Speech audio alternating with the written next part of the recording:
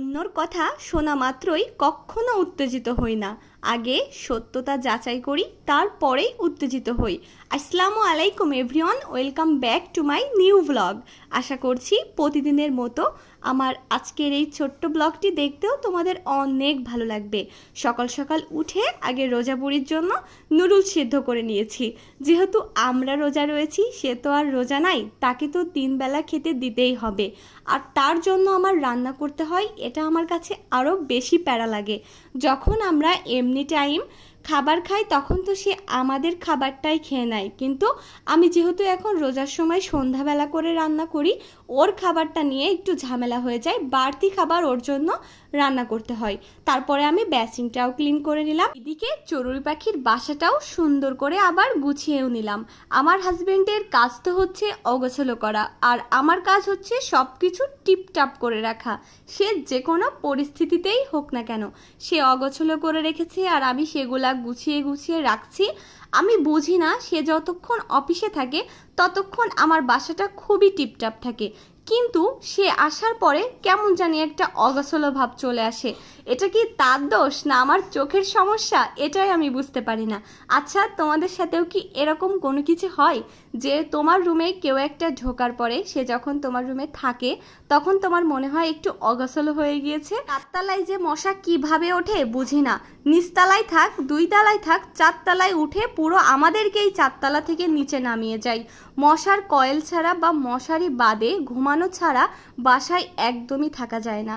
এই রুমের বেডটাও সুন্দর করে গুছিয়ে নিয়েছি, তারপরে কাপবোর্ডটাও সুন্দর করে গুছিয়ে নেব। আমি অনেক কোয়ার্টারে খেয়াল করেছি যে কাপবোর্ড নষ্ট থাকে।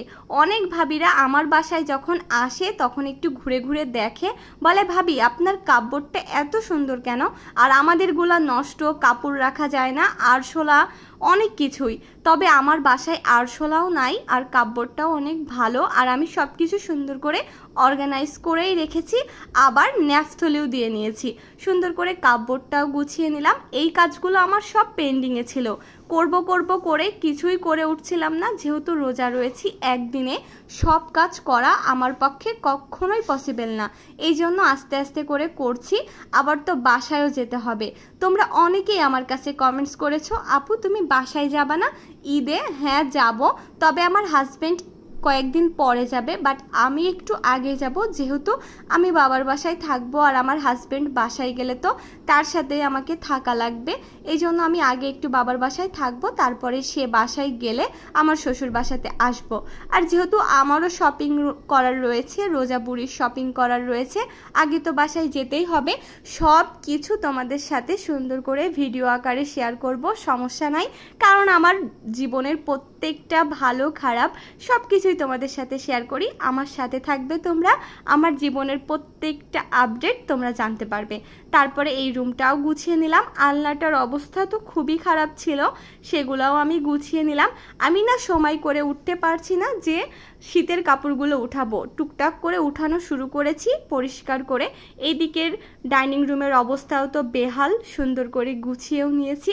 খালা এসেছিল সকালে, থালা বাসন পরিষ্কার করে রেখে চলে গিয়েছে। রোজার মাসে খালা থাকাতে আমার ভীষণ ভালো হয়েছে, আমি সব কিছু সুন্দরভাবেই করতে পারছি, না হলে একা হাতে সব করতে হলে আমার ভীষণ কষ্ট হয়ে যায়। তো আর কাপড়ের এই ক্লিপগুলো না আমি সব সময় হারিয়ে ফেলি। তোমাদের সাথেও কি এগুলো হয়? আমি না একদমই ঠিকঠাক করে রাখতে পারি না। তারপরে আজকে ছোলা ভিজাইতেও ভুলে গিয়েছিলাম। আমি না 2 দিন পর পরই ছোলা রান্না করি, মানে প্রতিদিন করি না, 2 দিন পর পর করি, অল্প অল্প করে, যাতে আমার কষ্ট কম হয়। আর প্রতিদিন করা আমার কাছে একটু ঝামেলায় লাগে, তো ভাবলাম ছোলাটাও ভিজিয়ে নিই। তাও আমার দুপুর হয়ে গিয়েছে ছোলাটা ভিজানোর জন্য। মাছটাও ভিজিয়ে দিয়েছি রান্না করব বলে। রোজা বলতেছে মাম্মি আমি ফ্রুটস খাবো, তো ওর জন্য একটু আনারের জুসও করে নেব। একটা বড় আনার, সাইজটা কত বড়, তারপরেও এতটুকু জুস হয়েছে, তাও পানি দিয়ে, মানে কোনো জিনিস খাওয়ার মতো নাই। তারপরে ভাতটাও চাপিয়ে দিয়েছি, মাছটাও সুন্দর করে ভাজি করে রান্না করে নেব। আগে না আমি, সবাই বলতো তুই এখনও শপিং করিস নাই, তোর হাজবেন্ড তোকে এখনও কোনো টাকা পয়সা দেয়নি, এরকম অনেক কথার সম্মুখীন হতাম। এবার তখন আমার হাজবেন্ডের ওপর প্রেশার থ্রেট করতাম, তুমি কেন টাকা দাওনি, তুমি তো বোনাস পেয়েছো। আসলে সে বোনাসই পাইনি, আমি আর একজনের কথা শুনে তার পেছনে আর একটা কথা বলতাম। আসলে এগুলো করা কখনোই ঠিক না। টাকা দিবে না কেন বা কেনই বা সে আমার কাছ থেকে লোকাবে। আগে সব সময় আমাদের উচিত আমাদের সত্যটা যাচাই করা। সত্য যাচাই না করে কখনোই কারোর এগেনস্টে কথা না বলা। আমি রান্নাটাও করে নিয়েছি। আসলে আমরা বাঙালিরা এমনই, কিছু না বুঝে না শুনে আগে কোনো একটা কথা ফস করে বলে ফেলি। এটাই হচ্ছে আমাদের সব থেকে বড় দোষ, সত্যতা যাচাই করি না। ইফতারি শেষে বাসার অবস্থা আজকে বেশি একটা বিধ্বস্ত না, কোনো রকম ভালোই আছে। আর যতটুকু খারাপ অবস্থায় আছে আমি পরে সুন্দর করে গুছিয়ে নেব। রান্নাঘরের অবস্থাটাও ভালো আছে। দেখতে দেখতে ভিডিওর একদম শেষ পর্যায়ে চলে এসেছি। আশা করছি আজকের ভিডিওটা তোমাদের দেখতে অনেক ভালো লেগেছে।